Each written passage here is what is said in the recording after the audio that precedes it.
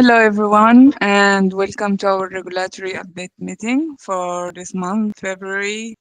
Um, Today, we have a lot of news, a lot of updates in several countries. We'll be discussing latest regulatory updates in Philippines, Ukraine, Cuba, Botswana, Thailand, Kenya, Malaysia, and also Vietnam.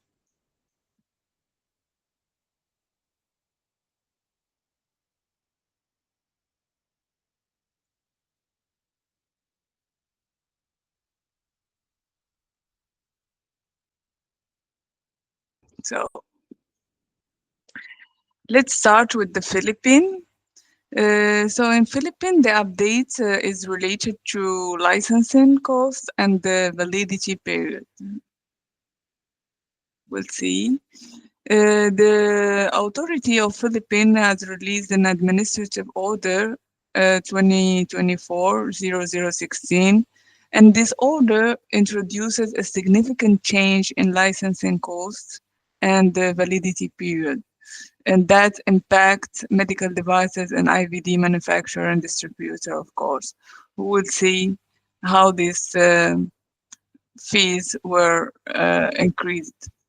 So, for over 2 decades, the FDA fees were regulated by the previous administrative order, known as EO number 15 from 2001. However, since all the sector of the healthcare in Philippines and the medical technology is evolving, and there is an increased demand for the regulatory services and the rising in cost of maintaining equality and efficiency. So that's why the authority considered that an update to the fee structure became necessary. So, as we can see in this table, there has been a significant increase in the initial registration fees for both medical devices and IVD. So previously, for example, the cost per year was set at 1,500 PHP, regardless of the classification. Now the fees vary by device class, with Class A starting at 1300 and 500, 13,500 PHP, and Class D going up to 19,500 PHP per year. And this represents a substantial cost increase for either manufacturer and distributor. Also, the additional change in this administrative order was sorry, I think we escaped the. Also, for the renewal fees was also increased dramatically, as we can see in the table. So here we can see that previously the cost for renewal was around 5,000 PHP per year, and under the new regulation, the fee are now 15,300 PHP annually. So this result is much higher, is a renewal cost compared to the old structure, of course. And in the same order, I don't know what's going on. It's going very fast. In the same order, there is an additional change introduced by the new administrative order is regarding the extension of the license validity period. So previously, initial registration could range from 2 to 5 years, and renewal were fixed at 5 years. But under the new guidelines, the initial certificate of the initial registration, or as known CPR, certificate of product registration, is valid for 6 years, and the renewal can be extended up to 12 years. Giving so this it's like give company more flexibility in managing their licenses. And additionally, the renewal now can be initiated as early as 120 days before the expiry of the certificate. So that was regarding in Philippines and the change in the validity. Um, Now we move to the second country today, which is Ukraine, where the update is related to the inspection. Sorry, I don't know what's happening today with my mouse. It's going very fast. So let's go to Ukraine. Yes, the inspection. So we'll discuss briefly this resumption of medical device inspection in Ukraine. So as we all know, the inspection of medical device were initially paused in March 2020 as part of emergency measure, as we all know, during the COVID pandemic. And this pause was extended in March 2022 with resolution number 303, which kept regulatory inspection on hold. However, last December, like a few months ago, the Ukrainian government lifted the moratorium with resolution number 1052, allowing inspection to resume. That is the short update that I wanted to share with you regarding Ukraine. As we go to the third country in our update today, will be Cuba, and the update is related to the IVD registration process update. So here we will highlight the major update that was introduced by Resolution 117 of 2024. This is regarding the commercialization of IVD in Cuba that replaces older regulation from 2013 and 2014. So this is like a step to modernize the regulatory framework of IVD in Cuba. We'll try to go slowly with this mouse today. Yeah. So the application process is now more structured, and the new registration reviews take 180 days, while modification and renewal require 150 days. Additionally, the SESMED can extend the evaluation period by 30 days in special cases. This is regarding these, like a highlight of the most important thing that I considered in this new update in the process of registration of IVD in Cuba. In Botswana, we'll discuss registration of medical device, some updates that were released by the authority recently. So we will go over this mandatory registration, new mandatory registration, and retention process for medical devices and IVD. So this was outlined in the Botswana public notice that was issued this month, last month, January 2025. This notice highlight like key regulatory changes in this country and action that is immediately or in the near future required by the manufacturer, the importer, and distributor to ensure compliance during this year, 2025. So this notice mandates the registration of high priority devices, outlines the process for retaining existing listing, and clarify exemption for certain low risk imported devices.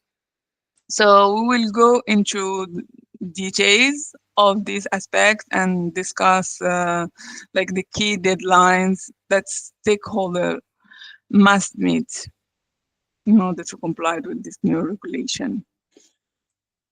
So the scope of mandatory registration applies primarily to high-risk medical devices and IVD. This include all who pre-qualified IVD test kits and their compatible instrument, locally manufactured devices, SEDC approved contraceptive devices, and additionally, all Class C and D devices, including imaging equipment, must be registered now. So, what does it mean? So, if your products or one of your products fall under any of this category, registration is required to maintain market access in Botswana now. And yeah, for the retention process, so in addition to this new registration, all the existing medical devices and IVD must be retained on the medical device listing register. So the retention process runs from January to March 2025 through the BRIMS portal. And any device that is not retained by March 31st of this year, it will be automatically removed from the register and will no longer be legally marketed in Botswana. One month left.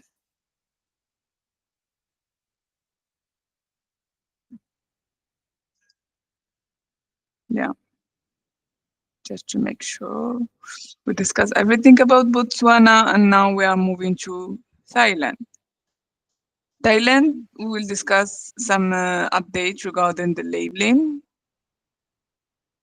So a new labeling guideline was issued by the Thai FDA for medical devices. So these guidelines is basically providing more clarity on how labels should be attached to medical devices intended for like specifying um, for the both home use and professional use. So for home use medical devices, the guidelines mandate that labels should be provided in Thai language to ensure accessibility for all users. And of course, additional languages can be included, but are not substitutes for the Thai language. In addition, essential information such as the device name, intended use, manufacturer details, warning, and storage instruction must be clearly stated to guide user in proper and safe device operation. And for devices intended for professional use, the labels may be in English or Thai language, considering the proficiency of the end user, of course. So these labels should provide comprehensive information, including technical specification, details, operational instruction, calibration method, and safety measures. In Kenya, uh, our update today is related to renewal and re-registration of medical devices and IVD. So there is a recent notice that was issued by the PPB, or Pharmacy and Poison Board of Kenya. This it is regarding the renewal and registration of medical devices and IVD.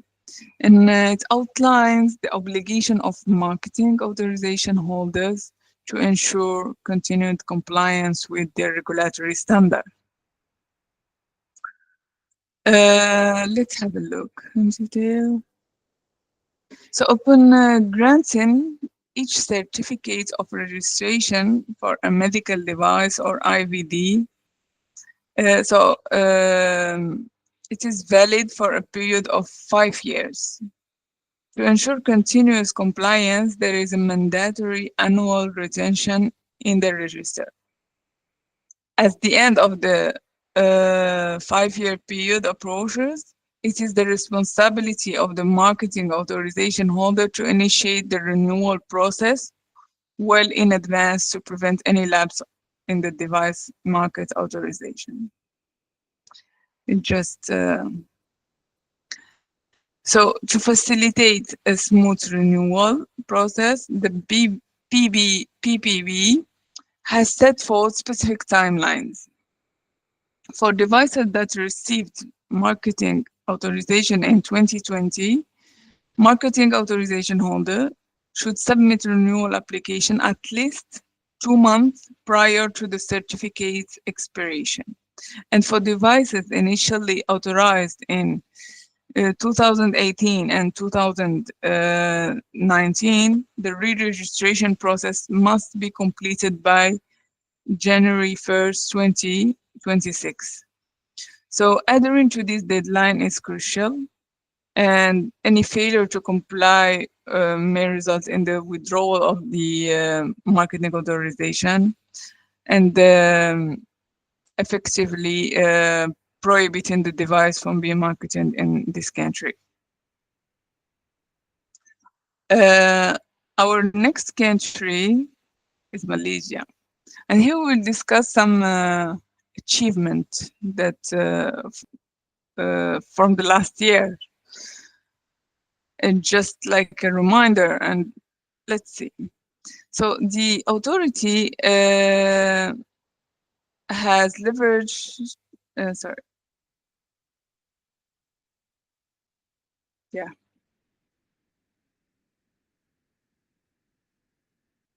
So on November 21st, 2024, the MDA was honored with the Team of the Year, like Government Organization Award at the Malaysia Management Excellence Award of 2024. So in 2024, one of the MDA biggest achievements was reducing the medical device registration process from 3 months to 14 to 21 days. This is a significant improvement that streamlined market access for manufacturer, allow medical devices to reach healthcare facility easier and faster. And as a result of that, Malaysian hospital and clinic now receive essential medical devices and technology more quickly, which is noticeable in the patient care. And the authority has also leveraged technology to enhance user experience and simplify regulatory process. So here we can see that the Medcast 3.0 provide a modern interface with better navigation and mobile compatibility. We have the digital certificates that have cut paperwork, making approval faster and cost effective. We have the MDA chatbot that it is powered by AI and offers instant responses to user query. We have Buyer Now system that is an integrated payment platform that makes transactions smoother and faster. So that's why uh, they win basically this award. A lot of achievement during this year. In Vietnam, the update is related to medical device import license.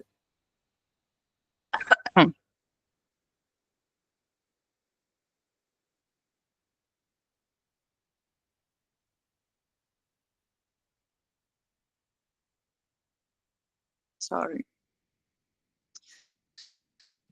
So let me present first the decree. So the decree number 04 2025 NDCP was issued by the Vietnamese government last month.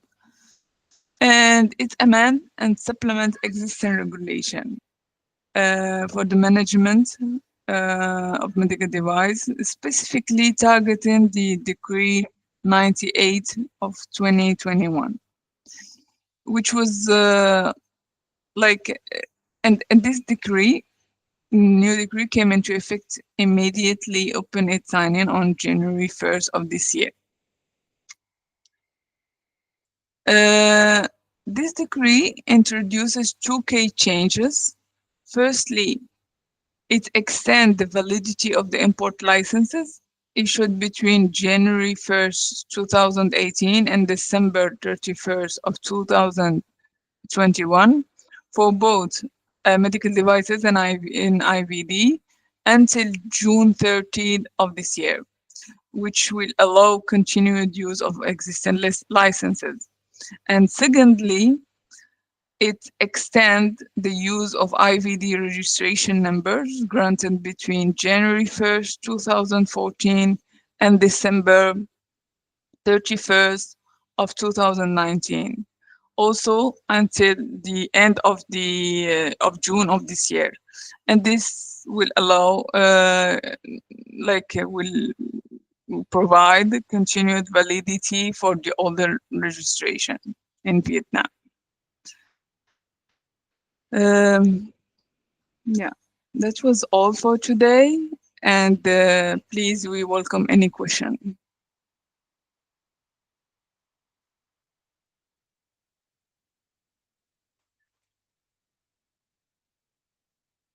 Yes, Mickey, please. Hi, Iman. Thank you. Thank you Hello, for the Mickey. update. Thank you You're for the welcome. update. I'm asking about Vietnam. I didn't understand what is the background regarding the import license extension. Why they extended it? Yeah, so this is all related to the previous Circular 30 that was revoked and fully replaced by another decree, the Decree 36. But in between, all the like it was revoked, but all the imported licenses under the circular that will not be subject to renewal, but they have extended there was a validity extended several times for these licenses. Um, and now they extended once again until the as we can see, as we discussed in this meeting, until June, a few months more, to allow like more time for the manufacturer to register their products and update the regulatory compliance. So Okay, that yeah, understood. Thank you. Thanks a lot. you're welcome. Um, yes, Ana Lucia, please.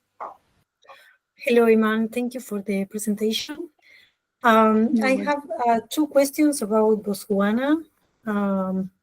One, I would like to confirm with you if every product needs to be registered now in Botswana. Is it mandatory for every product? No, No, sorry. Yeah, go ahead. Do you no. wanna continue? It's another question about Botswana, but you can answer that one and Okay, then. yeah, no, as we said, not all devices require mandatory Okay. registration. So, imported Class A and B devices are exempted unless they are specifically listed in the BOMRA priority category. But even if they are okay, they are exempted, but we should bear in mind that manufacturer and importer of these non-listed Class A and B devices must still complete some a process called exemption process before the market entry. So they are exempted from registration, but there is another process to complete. Okay. Simple process Understood. of exemption. And the Welcome. other question was about you mentioned that there is a retention process in Botswana. Yeah. Is what this process entail? Is only a payment or is a submission through the portal?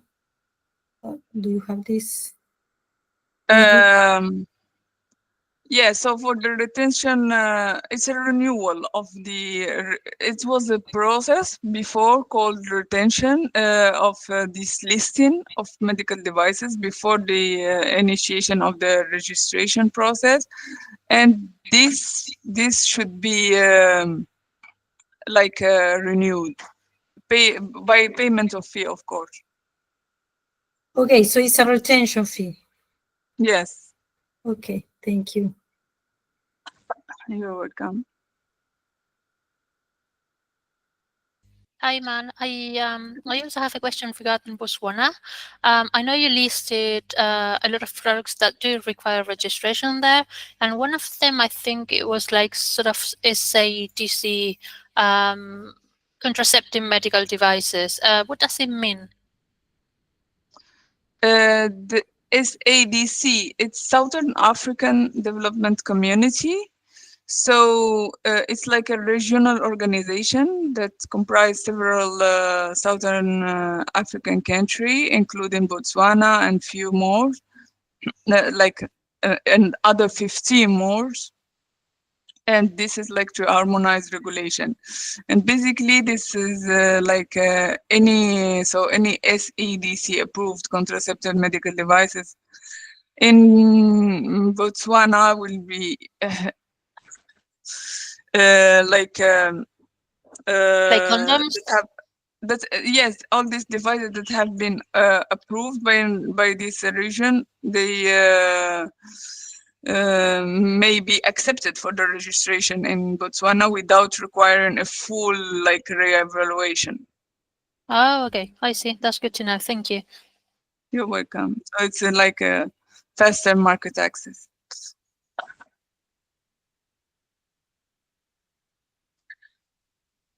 Okay. Thank you for your for assisting today, and hope to see you all in our next meeting next month. Thank you so much, and have a good day. Have a good night. Bye. Hi, I'm Thank sorry. you. Oh, Yes, I think yeah, we have a question. yeah. So thank you for the presentation. I wrote my questions on the message channel, but I don't think it has been seen. I was wondering if you have any information to share regarding the halal certification in Malaysia, because we are trying to register some devices in this territory, and they are asking about halal certification. So how to proceed? Do you know? Ah, yeah, about the halal certification. Yes. Yes, well, this was not presented in this meeting, Sorry. but I no problem. I can give you more information by email, but I remember that this is not yet Okay. mandatory. I know that it is they are working on this regulation. It is voluntary for now. But it will be, if I'm not mistaken, it will come very, very soon. I Yeah, think yeah. next year in 2026. Okay. I think it will come very soon in 2026 for the to put a mandatory mark of halal if it is halal, and if it is not, to put it clearly that it is not halal. Okay. Yeah, Thank you. so it is not yet mandatory for this Okay. year, but people are preparing and working on that. I Exactly. understand. Thank You're you. welcome. You're welcome. So yeah, if we don't have any more question, thank you again and see you next month. Bye. Thank you. Thank Bye. you so Bye. much. Bye Do you bye. need it? Yeah, I think we have another question. Jillian? Yeah. Okay. No more. Okay, I think Jillian wanted to ask, but okay. So thank you so much, and hope to see you next month. Be on time. Bye.